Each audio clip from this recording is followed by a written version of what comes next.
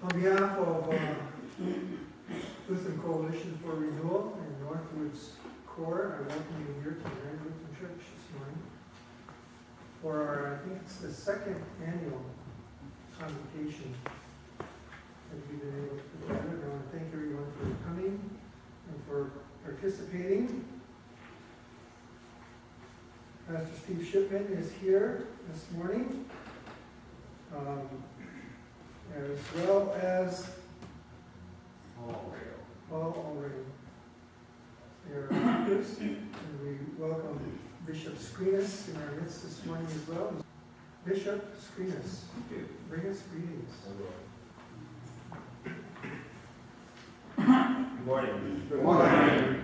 It's a pleasure to be here this morning. I will be on my way in about 9 minutes, so you can keep time for me here. If I get into a story, I just heard a new expression this morning that some preachers are cul-de-sac preachers, so you just never know where the story will go. But or maybe it won't go anywhere. That's the cul-de-sac. That's right.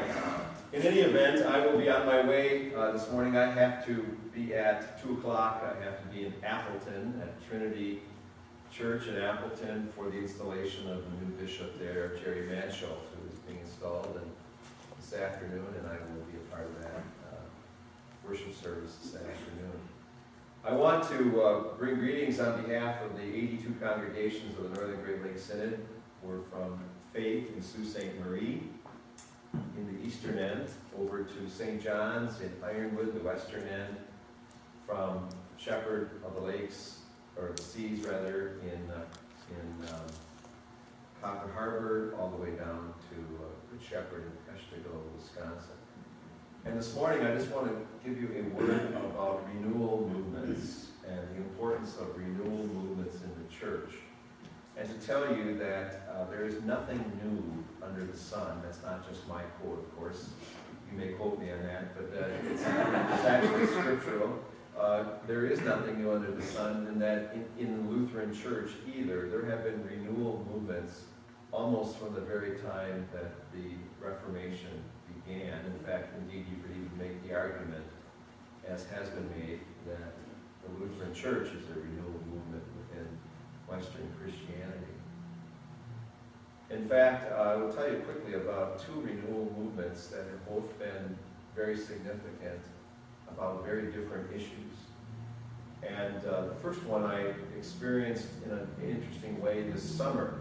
My wife and I, and my sister and my sister-in-law, the last 2 weeks of July we spent in Norway, not Norway, Michigan, but Norway, and in Finland this summer, and we were there. I am told it was by the Finns that when we visited my wife's relatives in Finland, that it was the 2 hottest weeks in Scandinavia in 50 years. And it was never below 80 the whole time we were there, and it was often in the 90s. So there we are above the Arctic Circle, in Finland, 22 hours of light a day, and kind of some murkiness about for 2 hours a day, and how in the 90 degrees, and of course the Finns did not like this. But so we spent the first week in Norway, and we were at Balestrand, which is the place where, for most of the week, which is the little town on the Sogne Fjord in the south, where my grandparents came from.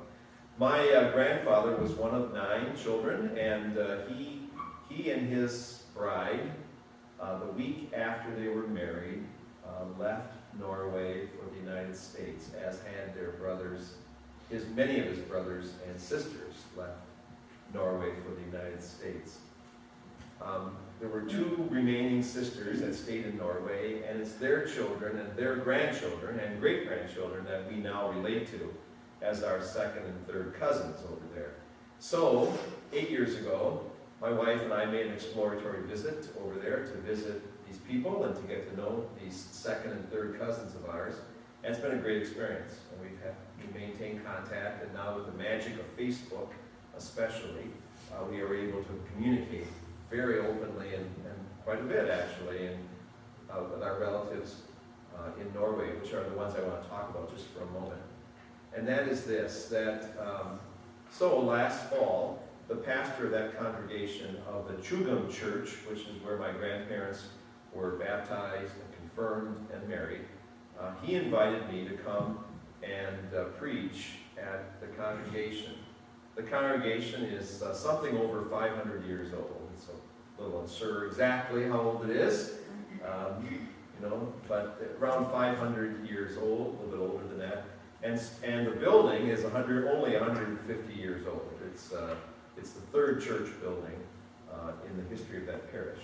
In any event, I went there, and it was my privilege to preach in front of the 50 normal members of the congregation who show up on Sunday. Of a parish of 1,300 people, about 50 show up on Sunday. But that Sunday, the pastor was very surprised and happy that there were 30 Skrenes there that morning who showed up. Some of whom hadn't been in church since they were confirmed. So years and years ago. So it was fun to preach in front of those 80 people. What I want to tell you is that my grandparents, when they came to the United States, they were served by a pastor who came out of a renewal movement. The state church in Norway at that time, early on in the immigration period, did not support the immigration of people to the United States from Norway. In fact, it is said that confirmation kids were preached to, as confirmation boys especially, were preached to the Sunday they were confirmed, that they should not leave their homeland for America.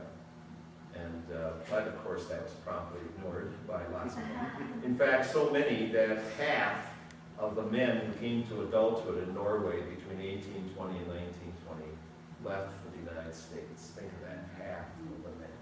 That's sort of like the UP, when you figure half of our young people leave for suburban Detroit, suburban Minneapolis, and suburban Chicago. But it is a great movement. Well, the pastor that served the congregation that my grandparents were members of in the United States came out of a renewal movement in Norway. Renewal movements made a difference. There are today about 3,000 Norwegian American Lutheran congregations in the United States who have roots in Norway, and most of them had pastors in their early years from renewal movements. So renewal movements, the issue then was immigration. That was an important piece. Now we'll go from there to Tanzania. As a part of the ELCA's Companion Synod program, we support the work of the Eastern and Coastal Diocese, Evangelical Lutheran Church in Tanzania. Very important ministry. The church is dynamic and booming and growing in Africa, as many of you know.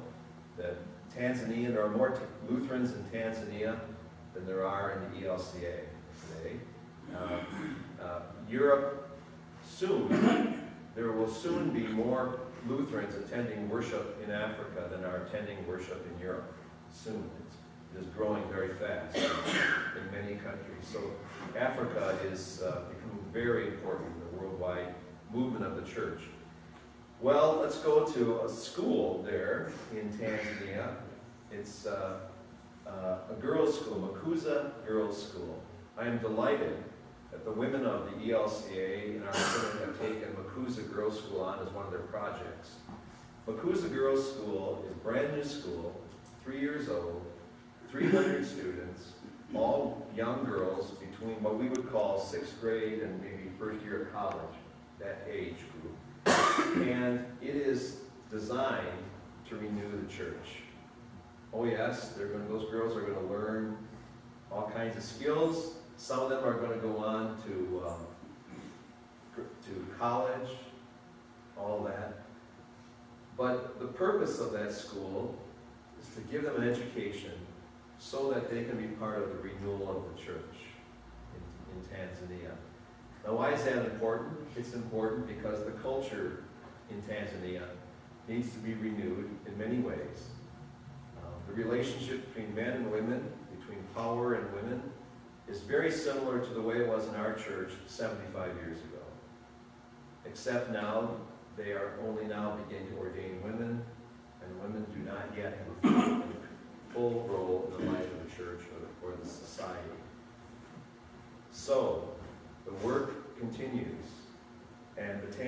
Skrenes know that this is important.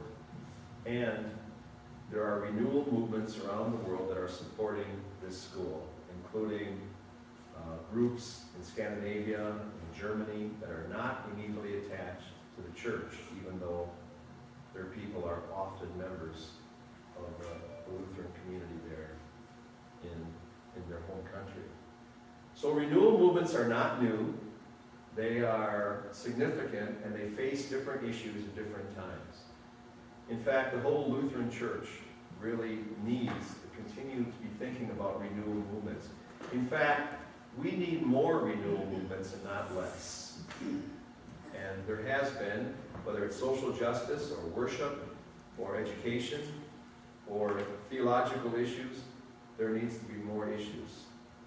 There needs to be more movements that do that. So the work continues in different ways, in different places. And so that's why it's important that you're here today. That's why it's important that we are part of the work together.